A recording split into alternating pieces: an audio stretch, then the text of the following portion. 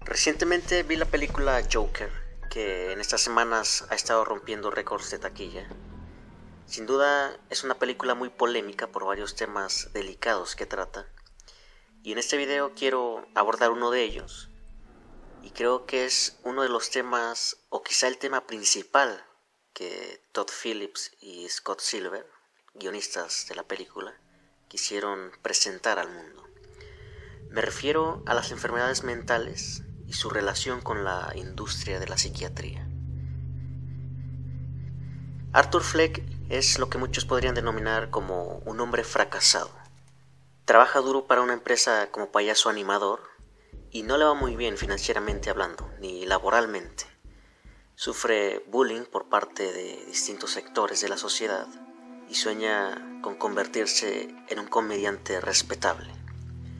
Tampoco le va muy bien en el amor y, por si fuera poco, sufre de un extraño padecimiento que le impide contener la risa en situaciones inapropiadas. Se dan indicios contradictorios acerca de la causa de ese mal que tiene. No se aclara si el medicamento que toma y que se lo aporta el gobierno a través de una terapeuta, una trabajadora social, es para contener la risa o esa risa sea un efecto secundario del medicamento. Por lo tanto, nunca se nos dice cuál es el padecimiento concreto del protagonista. Durante todo el largometraje siempre está presente el tema de los trastornos mentales. El espectador ve a Arthur Fleck como una persona que, a consecuencia de su enfermedad, sufre de los señalamientos y de la falta de valoración por parte de la sociedad, incluyendo a las autoridades. Pero el asunto medular que se aborda con este tema de las enfermedades mentales es que la película pone en tela de juicio a la industria de la psiquiatría. La psiquiatría es una pseudociencia. No ha existido un solo enfermo mental en la historia que se haya curado de su padecimiento gracias a la psiquiatría.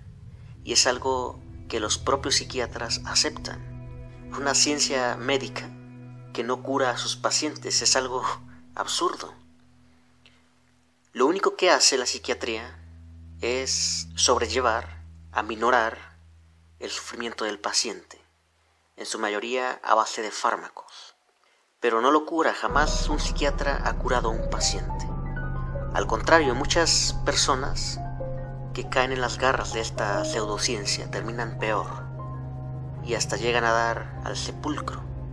Ejemplos los hay muchísimos, y por mencionar algunos famosos están, por ejemplo, Kurt Cobain, líder de la banda Nirvana, que era adicto al Ritalin, un fármaco que actualmente sigue en circulación y que se ha comprobado que provoca incitación al suicidio.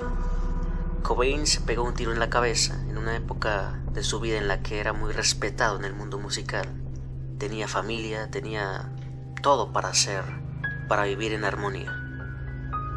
Otro ejemplo fue Ernest Hemingway, el famoso escritor estadounidense, ganador del Premio Nobel de Literatura en 1954, y quien también se suicidó, y curiosamente también estaba siendo tratado con fármacos psiquiátricos. Britney Spears, la llamada princesa del pop, igualmente cayó en las redes de la psiquiatría, incluso estuvo internada en una clínica psiquiátrica, y medio mundo sabe que sus problemas mentales la condujeron a su declive en la industria de la música. La pregunta que nos debemos hacer con el caso de Britney Spears es si enloqueció naturalmente o fueron los fármacos y los métodos inútiles de la psiquiatría los que la enloquecieron.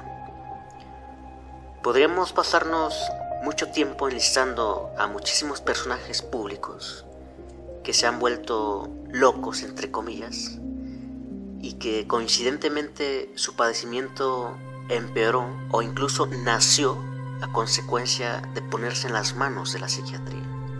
La mayoría de la gente puede ubicar a famosos, familiares, conocidos que se han medicado o se están medicando con fármacos psiquiátricos para combatir el estrés, la ansiedad, la depresión, etc. Y que probablemente algunos de ellos ven buenos resultados al principio, pero se hacen dependientes de los fármacos con el tiempo y cada vez necesitan dosis más elevadas, sin mencionar que les van surgiendo otros trastornos mentales que antes no tenían.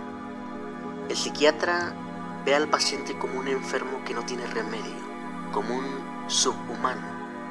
De ahí que la psiquiatría ha sido la ciencia médica, disque ciencia médica, que más daño le ha causado a la humanidad. La psicología, por ejemplo, está en contra de la psiquiatría. Si uno le pregunta a un psicólogo qué opina sobre los psiquiatras, responderá que los psiquiatras están locos. Los psiquiatras, en pocas palabras, creen que los trastornos mentales tienen su raíz en procesos químicos dentro del cerebro.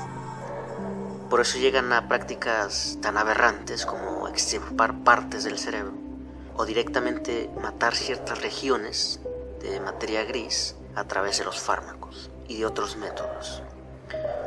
Todo lo reducen al ámbito material del cerebro, a procesos químicos. No entienden ni les interesa entender nada de la mente subconsciente, nada de la psicología, dianética, etc. Pese a que muchos gobiernos crean programas de salud en los que obligan a estas dos ramas de la ciencia, a la psicología y a la psiquiatría, a coordinarse en el tratamiento de los pacientes. Y esto último parece reflejar la actitud de la terapeuta que trata a Arthur en la película. La actitud de esta terapeuta denota cierta impotencia para ayudar a su paciente, puesto que al parecer le da terapias psicológicas y al mismo tiempo se ve obligada a recetarle fármacos psiquiátricos. Aquí estamos viendo cómo los psicólogos se ven obligados a trabajar de la mano con psiquiatras o con métodos psiquiátricos. La crítica a la psiquiatría la aborda magistralmente esta película, Joker, aunque la aborda de una manera subrepticia, sin hacer tanto escándalo, por lo mismo de que detrás de esa industria hay intereses muy poderosos a los que no les conviene que la gente abra los ojos. Si hiciésemos una encuesta al público en general que hayan visto esta película, veremos que casi nadie se pone a pensar que los creadores de la historia, los guionistas, quisieron mandar un mensaje en contra de la industria farmacéutica y de la industria de la psiquiatría. La atención se la llevan más los temas de las revueltas sociales, la lucha de clases y el tema de la criminalidad.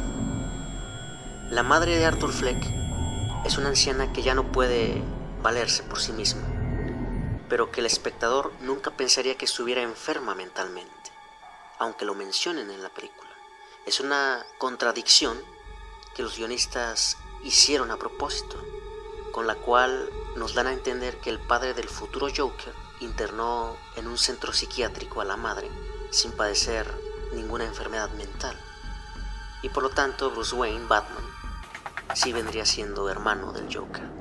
Este asunto de la madre que fue internada contra su voluntad y sin necesitarlo, nos habla de que la industria psiquiátrica, y esto no es ningún secreto, se sostiene a base de poderosos intereses. Cada año se descubren decenas de enfermedades, o más bien dicho, se inventan.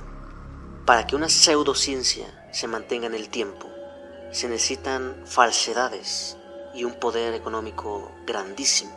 ¿Y quién brinda ese respaldo económico a la psiquiatría?